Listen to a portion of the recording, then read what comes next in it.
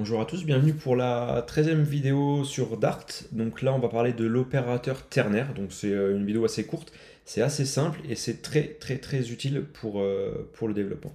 Donc en gros je vous ai préparé un petit Dartpad avec deux variables.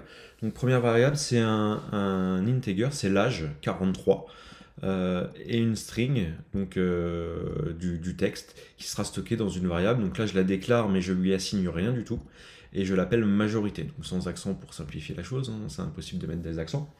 Voilà, et donc en fait on va utiliser ici l'opérateur ternaire. Donc ce que je vais surligner ici, c'est ça l'opérateur ternaire. Donc deux choses à savoir. Donc premièrement, là on va assigner dans cette variable un texte. Donc selon une expression. Donc il y a une expression qui est ici, et selon que cette expression retourne true or false, on va lui assigner un texte différent. Donc en gros, comment ça marche? Ici, l'expression ici doit retourner un booléen. Donc par exemple ici, on regarde si l'âge est supérieur ou égal à 18. Si l'âge est supérieur ou égal à 18, donc l'âge, on check cette variable-là. Si âge est supérieur ou égal à 18, donc c'est si 43 est supérieur à 18, ça retourne true.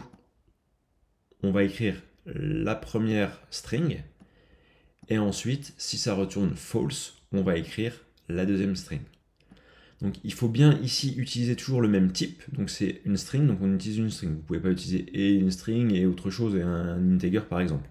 Et ici, ça doit être toujours retourner un booléen. En fait, le point d'interrogation va demander à... En gros, c'est le premier opérateur qui dit en gros, on se pose une question, est-ce que c'est true or false? Et ensuite, ici, ça sépare la clé de points, les deux expressions, les deux strings. Donc, pour faire court, ici, on va imprimer un résultat. Donc, j'écris « vous êtes » et on imprime la string qu'on a chargée dans majorité. Donc ici, on peut regarder la première chose, donc la condition, est-ce que c'est vrai ou est-ce que c'est faux? Donc est-ce que âge est supérieur ou égal à 18? Donc on regarde âge, c'est 43, donc 43, oui, c'est bien égal ou supérieur à 18, c'est supérieur à 18. Donc ça va retourner un true, et true, c'est ici, c'est la première string. Donc ça va retourner majeur. Donc on va valider, on va tester, est-ce que ça retourne vous êtes majeur? Oui, ça retourne vous êtes majeur. Donc là, ça a bien fonctionné.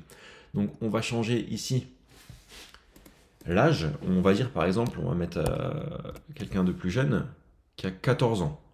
Donc là, est-ce que âge supérieur ou égal à 18? Donc non, 14 n'est pas supérieur ou égal à 18. Donc on ne repasse pas ici.